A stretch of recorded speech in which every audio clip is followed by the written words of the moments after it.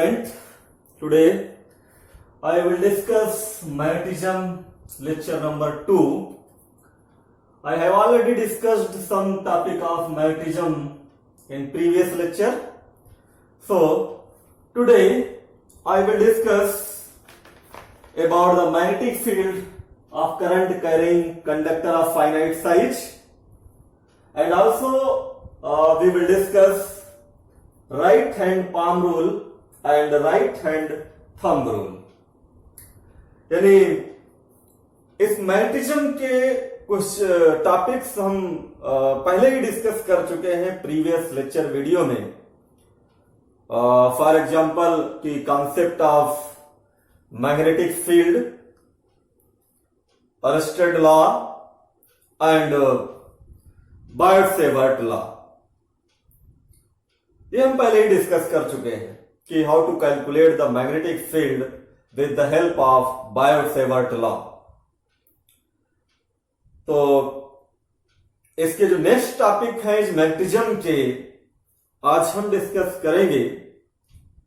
और इसमें हम सबसे जो फर्स्ट टॉपिक है हमारा, जो फर्स्ट है वो है magnetic field due to a straight current carrying conductor of finite size. जैसे जो अरस्टेड साइंटिस्ट थे उन्होंने कहा था कि अगर किसी वायर में करंट कैरिंग कंडक्टर है और उसमें करंट फ्लो हो रही है तो उसके चारों तरफ जो है मैग्नेटिक फील्ड डेवलप हो जाएगी. और उस मैग्नेटिक फील्ड किसी उसके बाहर पॉइंट कोई है, उसे कितनी मैग्नेटिक फील्ड होगी वो बायट-सेवर्ट लॉ ने बताया था कैसे कैलकुलेट करेंगे. अब हम यहां पे क्या करते हैं, कोई फाइनाइट साइज का कोई वायर लेते हैं और उस फाइनाइट साइज में की वजह से उसमें करंट फ्लो करेंगे और उसकी वजह से कोई पॉइंट हमारा P है, वहां पे मैग्नेटिक फील्ड कैलकुलेट करना है. ठीक. अब जब आप मैग्नेटिक फील्ड आपने कैलकुलेट कर लेंगे तो मैग्नेटिक फील्ड की डायरेक्शन आपको निकालनी होगी. कि डायरेक्शन क्या होगी, क्योंकि मैग्नेटिक फील्ड आपकी क्या है, वेक्टर क्वांटिटी है. और जब वेक्टर क्वांटिटी है तो उसकी कोई डायरेक्शन जरूर होनी होगी मैग्नेटिक फील्ड की. तो वो डायरेक्शन भी आपको कैलकुलेट करना होगा, क्योंकि काफी एग्जाम में डायरेक्शन कैलकुलेट करने के लिए आता है मैग्नेटिक फील्ड की. कि बाई चांस अगर किसी वायर में करंट फ्लो हो रही है और करंट की डायरेक्शन अगर गिवन हो तो मैग्नेटिक फील्ड की डायरेक्शन क्या होगी वो कैलकुलेट करने के लिए कई बार पूछा गया है. तो उसके लिए हमारे पास रूल है कि पहला जो रूल है हमारा राइट हैंड पाम रूल, जिसको हम अप्लाई करके मैग्नेटिक फील्ड की डायरेक्शन कैलकुलेट कर सकते हैं. सेकेंड रूल हमारा है राइट हैंड थंब रूल, उसको भी अप्लाई करके हम मैग्नेटिक फील्ड की डायरेक्शन को कैलकुलेट कर सकते हैं. तो ये सारे पॉइंट्स जो हैं हम आज इस लेक्चर वीडियो में डिस्कस करने वाले हैं.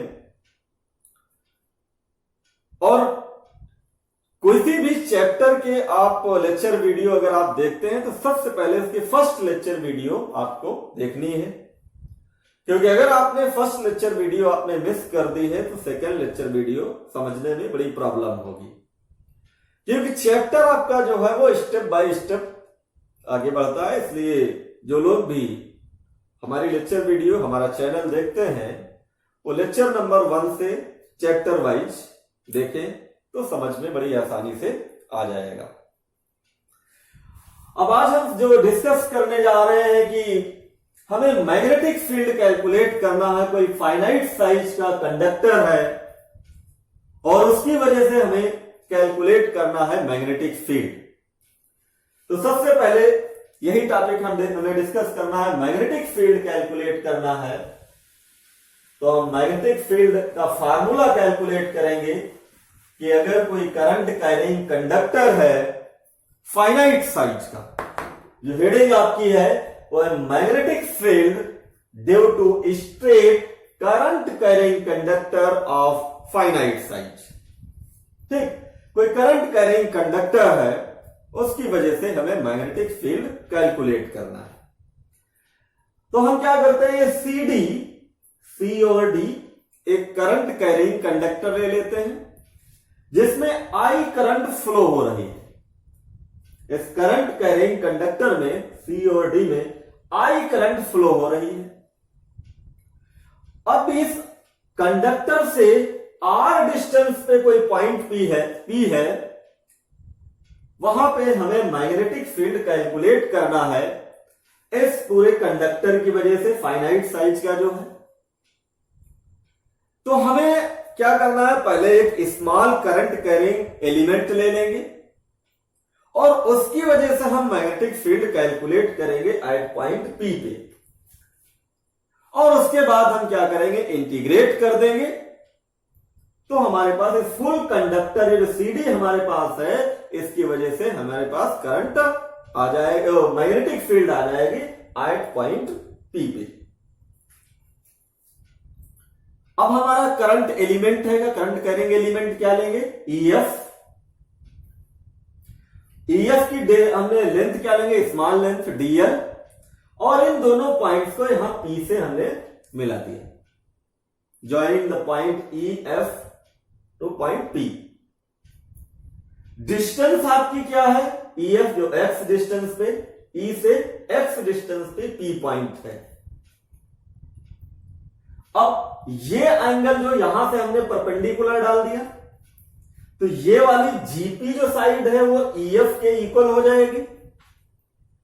अब ये एक ट्राइंगल बन गया आपका थीटा। यहां से हम वैल्यू इस एक्स फाई जो भी है वैल्यू हम कैलकुलेट कर लेंगे, यानी ईजी की वैल्यू ये कैलकुलेट कर लेंगे इसी की हेल्प से, और जब हमारे पास जहां पे पुट करना होगा उसकी वैल्यू हम पुट कर देंगे।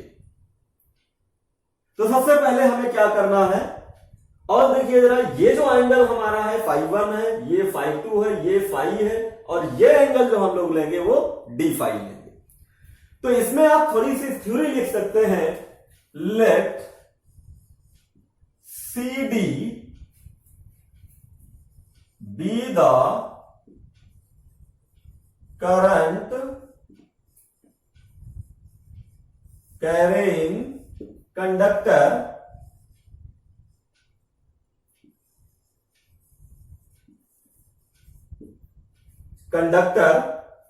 यानी सीडी जो है आपका ये करंट कैरिंग कंडक्टर है। Let P be the point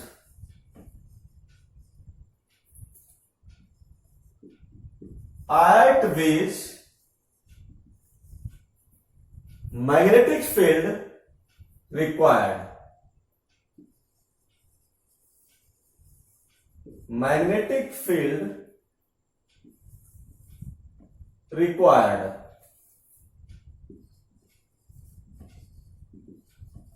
ठीक, यानी ये करंट कैरिंग कंडक्टर हमने लिया, और ये पी पॉइंट जो है जहां पे हमें मैग्नेटिक फील्ड कैलकुलेट करना है। And let the current element DL and distance from conductor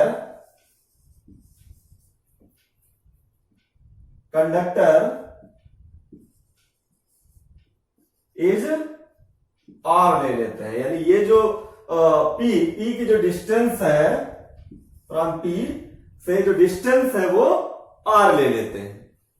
ठीक है, अब यहां पे हमें बायो-सेवर्ट लॉ अप्लाई करना है, यानी applying Biot Savart law.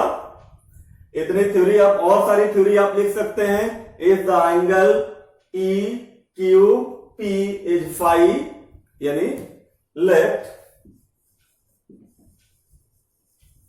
Angle E Q P, E Q यानी E P Q E P Q है आपका फाई है, और एंगल क्यू पी सी है फाई 1, एंड एंगल ये जो आपका है E F G is equal to theta. Then applying the Biot Savart law, यानी बायर-सेवर्ट लॉ अप्लाई करिए और मैग्नेटिक फील्ड कैलकुलेट करिए। जो एलिमेंट हमारा डीएल है उसकी वैल्यू फाइंड आउट कर लीजिए जरा। यानी by buyer-Savart law, magnitude of magnetic field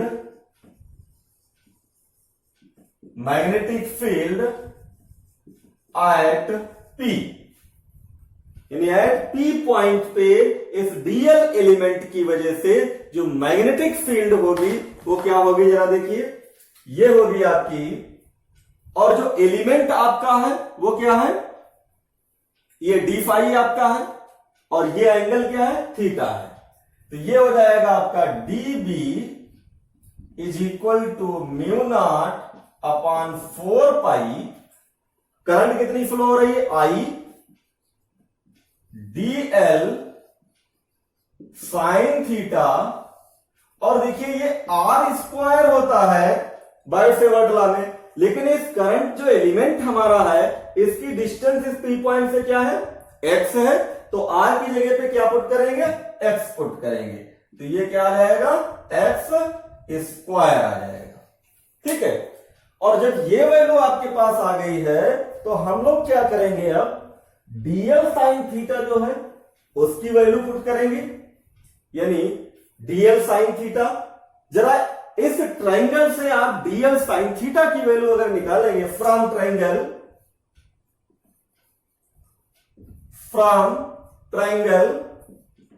F E F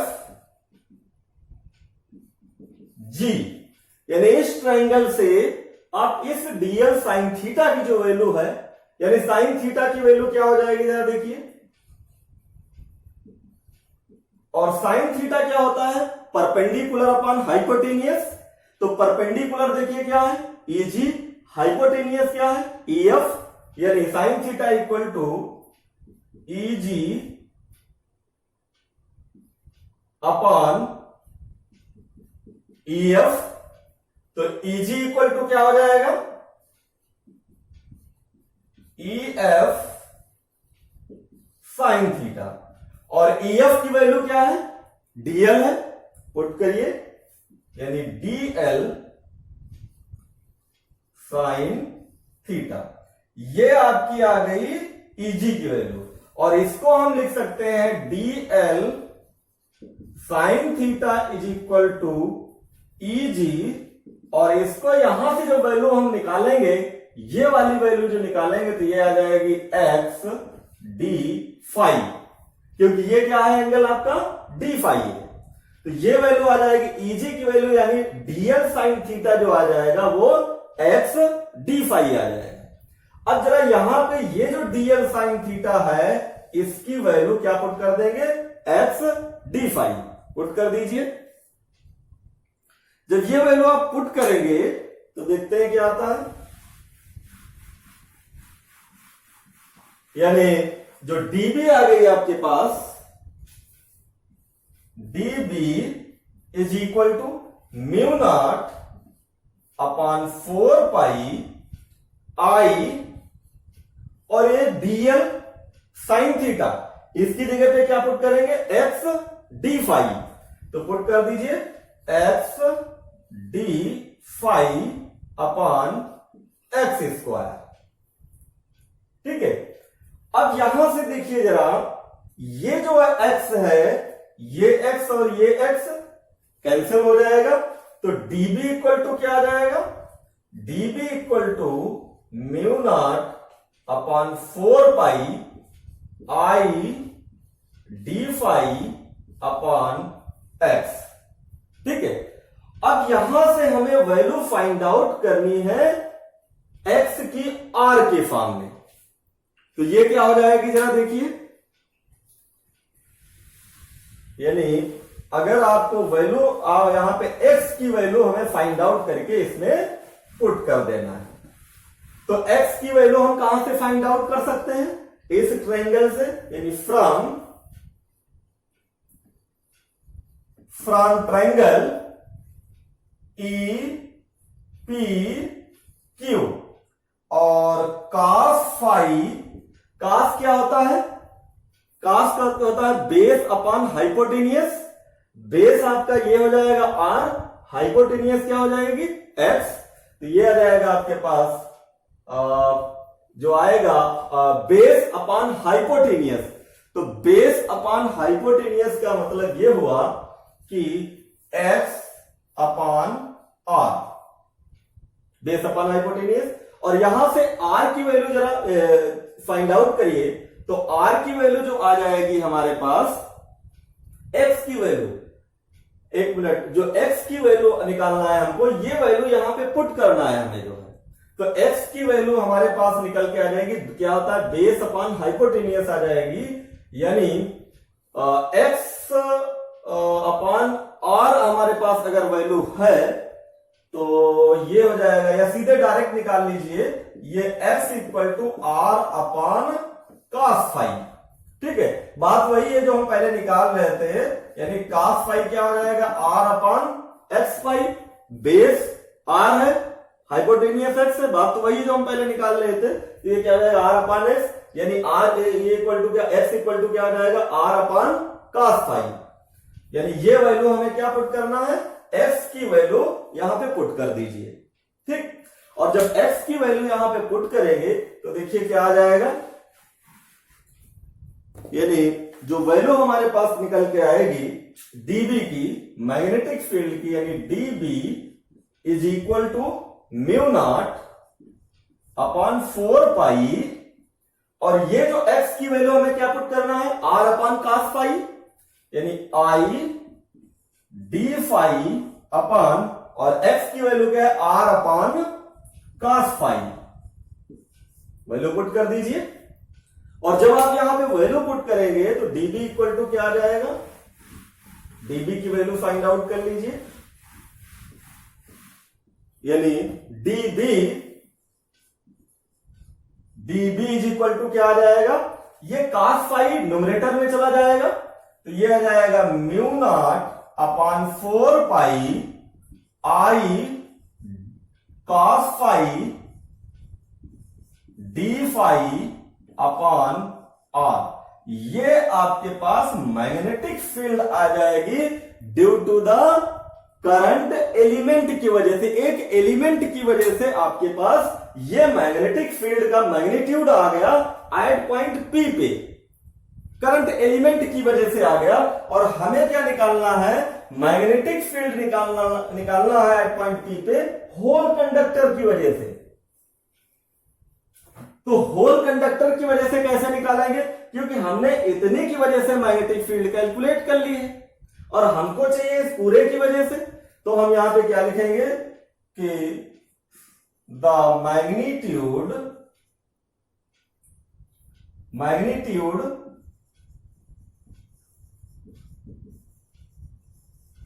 of magnetic field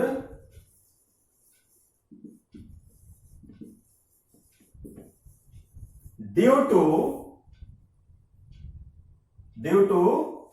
whole conductor,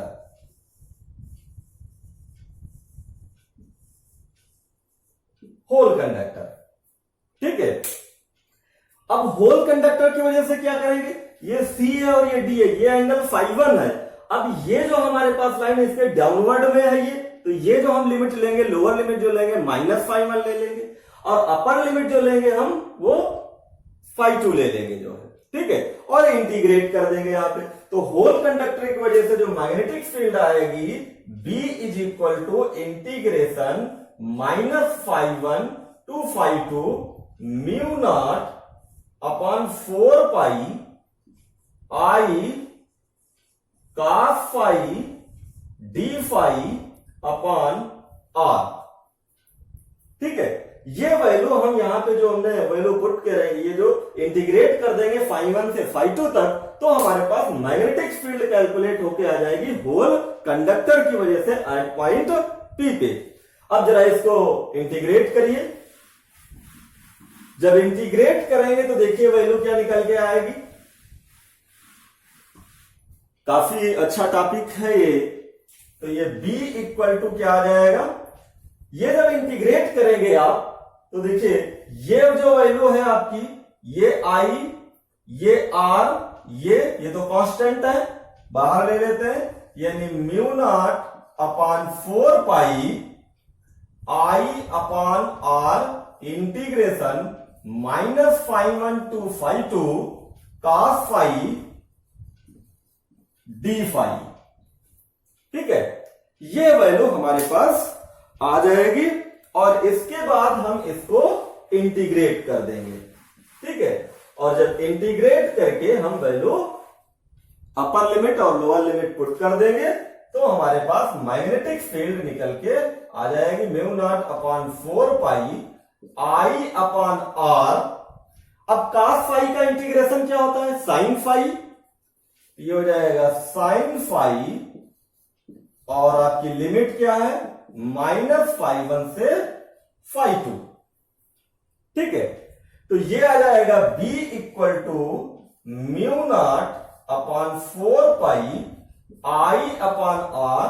first put upper limit and then put lower limit, तो ये हो जाएगा आपके पास साइन फाई 2 माइनस फाई 1। ठीक है, और ये माइनस मिलके क्या हो जाएगा, प्लस हो जाएगा। तो इसको हम और सा आगे जरा सिंप्लीफाई कर लेते हैं। तो मैग्नेटिक फील्ड क्या आ जाएगी, यानी ये वाला माइनस बाहर निकल के आएगा, तो ये हो जाएगा B is equal to mu not upon 4 pi I upon R, और ये माइनस निकल के आएगा तो ये प्लस हो जाएगा, यानी फाई 1 प्लस साइन फाई 2। ये आपके पास मैग्नेटिक फील्ड कैलकुलेट अगर होके आ गई due to the whole current carrying conductor की वजह से। यानी ये फार्मूला हमारे पास निकल के आ गया मैग्नेटिक फील्ड का एट पॉइंट पी पे, होल कंडक्टर की वजह से जो। ठीक है, अब इसमें जरा देखिए कुछ कंडीशंस भी हम अप्लाई कर सकते हैं। कौन कौन सी जरा कंडीशन है जरा देखिए उनको। कंडीशन क्या है जरा देखिए।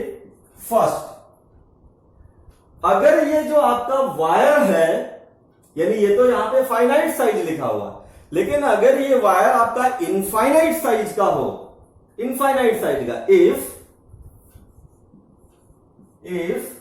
The current carrying conductor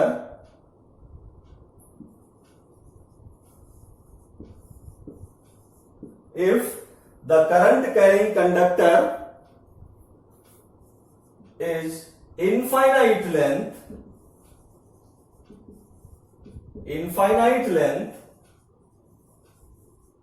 then infinite length का हो। अब जब इनफाइनाइट लेंथ का हो जाएगा तो इसका मतलब फाई 1 और फाई 2 क्या हो जाएंगे, 90 डिग्री हो जाएंगे। It means phi 1 is equal to phi 2 is equal to pi by 2। Pi by 2 means 90 degree, यानी आगे लिख सकते हैं पाई बाई 2 का मीन्स मतलब 90 डिग्री। और यहां पे जरा 90 डिग्री फाई 1 की वैल्यू और फाई 2 की वैल्यू जरा 90 डिग्री पुट करिए तो देखिए जरा क्या आएगा। मैग्नेटिक फील्ड की वैल्यू क्या आ जाएगी, यानी B is equal to mu not upon 4 pi I upon R sine 90 plus sine 90। और साइन 90 और साइन 90, साइन 90 की वैल्यू क्या होती है, 1 होती है। तो पुट करिए जरा। तो जब पुट करेंगे तो ये 1 और 1 मिलके क्या हो जाएगा, 2 हो जाएगा। यानी B is equal to mu not upon 4 pi I upon R 1 plus 1। ये कितना हो जाएगा 2, तो equal to mu not upon 4 pi I upon R into 2। ये 1 और 1 मिलके क्या हो जाएगा 2, और 2 से जरा कैंसिल कर दीजिए तो ये आ गया आपका 2 आ गया। ठीक, तो B इक्वल टू क्या आ जाएगा, B equal to mu not upon 2 pi I upon R। ये आपके पास फार्मूला आ जाएगा अगर इनफाइनाइट लेंथ का वायर है। इनफाइनाइट लेंथ का वायर है और किसी पॉइंट पे मैग्नेटिक फील्ड आपको कैलकुलेट करना है तो ये वाला फार्मूला आप अप्लाई कर देंगे और मैग्नेटिक फील्ड आपके पास निकल के आ जाएगी। अगर फाइनाइट साइज का है तो फार्मूला आपका क्या होगा, ये होगा, और वहां पे एंगल आपको गिवन होंगे, φ1 और φ2 की वैल्यू गिवन होगी। ठीक, तो ये आपका हो गया। नेक्स्ट पॉइंट जरा देखिए। नेक्स्ट पॉइंट ये है कि अगर कोई पॉइंट कोइंसाइड कर जाए, यानी कोई पॉइंट ऐसा है जो वन एंड के बहुत करीब है, यानी ये मान लेते हैं कि ये जो P पॉइंट है ये D के बिल्कुल करीब है, near to the P point हो जाए, यानी if point P is near to D और नियर टू D हो जाए तो इसका मतलब क्या हुआ, φ2 आपका क्या हो जाएगा, 0 हो जाएगा, और φ1 कितना हो जाएगा, 90 डिग्री, यानी φ1 इक्वल टू π/2, इट मीन्स 90 हो जाएगा, और φ2 इक्वल टू क्या आ जाएगा, 0 आ जाएगा। ठीक, अब जरा वैल्यू पुट करिए यहां पे, तो मैग्नेटिक फील्ड क्या हो जाएगी, B equal to mu not upon 4 pi I upon R, और ये हो जाएगा साइन 90 प्लस साइन 0, और साइन 0 की वैल्यू क्या होती है, 0, साइन 90 की वैल्यू 1, तो B इक्वल टू क्या हो जाएगा, mu not upon 4 pi I upon R। ये आपके पास मैग्नेटिक फील्ड का फार्मूला आ जाएगा कि जब कोई पॉइंट जो आपका ये जो P पॉइंट है वो D को कोइंसाइड कर जाए, यानी D के करीब आ जाए, बिल्कुल नियर आ जाए, तो ये जो एंगल होगा φ2 जो होगा वो 0 हो जाएगा, और ये जो एंगल है आपका φ1 वो 90 डिग्री हो जाएगा। ठीक, तब आपकी मैग्नेटिक फील्ड क्या आ जाएगी, ड्यू टू द कंडक्टर की वजह से कितनी आ जाएगी, B equal to mu not upon 4 pi I upon R। अब यहां से देखिए जरा, ये जो मैग्नेटिक फील्ड है वो directly proportional to the current है। अब यहां से आप जो है इसको एक ग्राफ भी बना सकते हैं। ग्राफ के B और R में जरा ग्राफ बना लीजिए, तो ये ग्राफ भी आपका बन सकता है, यानी ये आपका B हो जाएगा और ये R हो जाएगा। ठीक है, इस तरीके से ये मैग्नेटिक फील्ड और जितनी डिस्टेंस पे ये पॉइंट है, इस तरीके से ये ग्राफ आपका आ जाएगा। यानी B जो आपका यहाँ पे इनवर्सली प्रोपोर्शनल है distance between the conductor and point, और यहां पे जो आपका जो आया था वो भी इनवर्सली था, लेकिन यहां पर भी करंट आपके डायरेक्टली प्रोपोर्शनल है। तो ये दोनों कंडीशन में जब आपका जो है ये फाइनाइट इनफाइनाइट लेंथ का है, तब भी हमने आपके पास क्या कैलकुलेट करके फार्मूला दिया, और अगर ये आपका एक नियर पॉइंट आ जाए तब भी ये फार्मूला आपका आ जाएगा। तो मेरे हिसाब से ये जो टॉपिक था समझ में आ गया होगा, काफी इंपॉर्टेंट है, ये कैलकुलेट करने के लिए काफी बार एग्जाम में पूछा जाता है ये, तो काफी अच्छा टॉपिक है ये मेरे हिसाब से। और मैग्नेटिक फील्ड कैसे आपको कैलकुलेट करना है वो मेरे हिसाब से आपको समझ में आ गया होगा। किसी करंट कैरिंग कंडक्टर या फाइनाइट साइज का है, और फाइनाइट साइज का निकाल करके हमने आपको इनफाइनाइट साइज का भी बता दिया कि कैसे हमें मैग्नेटिक फील्ड फाइंड आउट करनी है।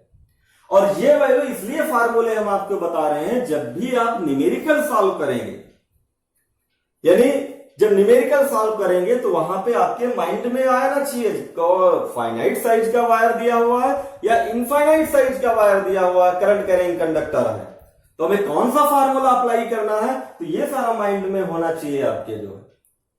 इसलिए दोनों हमने आपको फाइनाइट साइज का बता दिया फार्मूला निकाल करके जो आया है, और उसके बाद इनफाइनाइट साइज का जो आया वो भी हमने फार्मूला बता दिया। फिर हमने ये बताया कि अगर वन एंड किसी एक एंड के नियर हो जाए पी पॉइंट, फिर भी हमने वो भी फार्मूला आपको निकाल के बता दिया जो है। ठीक, तो इस तरीके से ये जो फर्स्ट टॉपिक था आज का इस लेक्चर वीडियो का वो कंप्लीट हो गया। अब जरा नेक्स्ट सेकंड टॉपिक क्या है आज का, जरा देखिए। सेकंड है कि हमें मैग्नेटिक फील्ड तो हमने कैलकुलेट कर लिया, फार्मूला कैलकुलेट कर लिया हमने, लेकिन अब इसकी डायरेक्शन भी तो हमें कैलकुलेट करनी है। तो जो फर्स्ट आपका है राइट हैंड पाम रूल, जो फर्स्ट रूल है डायरेक्शन निकालने की, राइट हैंड पाम रूल। ठीक, राइट हैंड पाम रूल आपको से डायरेक्शन मैग्नेटिक फील्ड की कैलकुलेट करना है। यानी क्योंकि मैग्नेटिक फील्ड हम पहले ही बता चुके हैं कि ये वेक्टर क्वांटिटी है, और जब ये वेक्टर क्वांटिटी है मैग्नेटिक फील्ड, तो इसका मतलब आपको मैग्नेटिक फील्ड की डायरेक्शन भी कैलकुलेट करनी आनी चाहिए। जैसे मान लेते हैं ये करंट कैरिंग कंडक्टर है और इसमें करंट फ्लो हो रही है, तो इसके अराउंड मैग्नेटिक फील्ड जो डेवलप हो रही है उसकी डायरेक्शन क्या होगी वो भी आपको कैलकुलेट करना है, क्योंकि मैग्नेटिक फील्ड वेक्टर क्वांटिटी है तो इसकी डायरेक्शन तो होगी। तो पहला जो रूल है ये राइट हैंड पाम रूल, जरा देखिए राइट का ये राइट हैंड रूल है, और ये क्या कहता है, अगर ये फिंगर्स आपकी जो हैं और ये थंब जो है आप स्ट्रेच करिए 90 डिग्री पे ऐसे, ठीक है, और जब ये स्ट्रेच करेंगे तो जो ये आपका जो है थंब है ये शो करेगा डायरेक्शन ऑफ करंट को। ठीक है, ये जो शो करेगा आपका थंब वो डायरेक्शन किसकी शो करेगा, वो शो करेगा डायरेक्शन ऑफ इलेक्ट्रिक करंट की, और ये जो फिंगर्स हैं उस डायरेक्शन में होगी जिस डायरेक्शन में वो पॉइंट होगा जहां पे हमें इलेक्ट्रिक फील्ड की डायरेक्शन कैलकुलेट करनी होगी। उसके बाद क्या करेंगे हम, ये जो पाम है इसके परपेंडिकुलर ड्रा करेंगे, और जो परपेंडिकुलर डायरेक्शन होगी वही डायरेक्शन होगी मैग्नेटिक फील्ड की। देखिए जरा, अगर आपके पास ये कोई वायर है, करंट कैरिंग कंडक्टर है, और इसमें ये करंट आपकी फ्लो हो रही है, यहां पे आपका मैग्नेटिक फील्ड आपकी डायरेक्शन कैलकुलेट करना है इस पी पॉइंट पे। तो राइट हैंड पाम रूल क्या कहता है, ये जो आपका है ये डायरेक्शन करेगा, शो करेगा करंट की डायरेक्शन क्या है ये, और ये जो फिंगर शो करेंगी इस पॉइंट जिधर हमें कैलकुलेट करना है मैग्नेटिक फील्ड जिस डायरेक्शन जहां पॉइंट है, तो ये हमने रख दिए, ये थंब शो कर दिए। अब इसके इनवर्ड, इसके ये जो पाम है इसके परपेंडिकुलर ड्रा कराएंगे, वो डायरेक्शन होगी मैग्नेटिक फील्ड की, तो ये क्या हो जाएगा, perpendicular to the palm inward direction. ठीक है, और अगर यहां पे हमें इस पॉइंट पे अगर डायरेक्शन कैलकुलेट करनी है तो देखिए जरा क्या करेंगे, ये जो आपका थंब है ये शो करेगा डायरेक्शन ऑफ करंट, और ये जो फिंगर्स हैं इस पॉइंट की डायरेक्शन से शो करेंगे, ये हो गया आपका। अब परपेंडिकुलर ये आपका परपेंडिकुलर इस पाम के है, क्या हो गया, आउटवर्ड डायरेक्शन में मैग्नेटिक फील्ड की डायरेक्शन हो गई perpendicular to the plane, perpendicular to the plane, ये जो आपका है उसके परपेंडिकुलर आउटवर्ड डायरेक्शन में हो जाएगी यहां पे, और यहां पे परपेंडिकुलर टू द इनवर्ड हो जाएगी। ठीक, तो ये फर्स्ट रूल क्या हो गया, राइट हैंड पाम रूल से मेरे हिसाब से समझ में आ गया होगा। इसके बाद जरा right hand thumb rule, second right hand thumb rule. Thumb rule देखिए,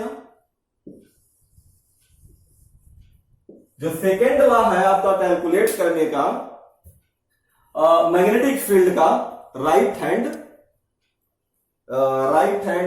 यहां पे हैंड भी लिख लीजिए जरा, राइट हैंड थंब रूल, और यहां पर भी लिख लीजिए राइट हैंड, ये राइट हैंड पाम रूल था और ये राइट हैंड थंब रूल है। ठीक है, अब राइट हैंड थंब रूल देखिए जरा क्या है, राइट हैंड थंब रूल का मतलब यह है, ये किसी वायर में अगर करंट फ्लो हो रही है तो आप इसको इस तरीके से, ये जो आपका है ये थंब, ये शो करेगा डायरेक्शन ऑफ करंट की, इसको आप इस तरीके से रखेंगे तो ये जो फिंगर्स हैं, the curl of fingers show the direction of magnetic field, यानी जिस डायरेक्शन में ये फिंगर्स होंगी ऐसे आप मूव करेंगे ऐसे, तो जिस डायरेक्शन में ये फिंगर्स होंगी वो शो करेंगी direction of magnetic field. This is the rule of right hand thumb rule and right hand palm rule.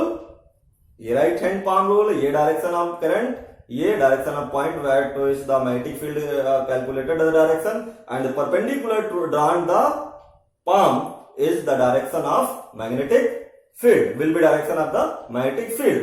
यानी ये दो लॉ आपके हैं मैग्नेटिक फील्ड की डायरेक्शन कैलकुलेट करने के लिए। तो मेरे हिसाब से दोनों ये लॉ आपके समझ में आ गए होंगे।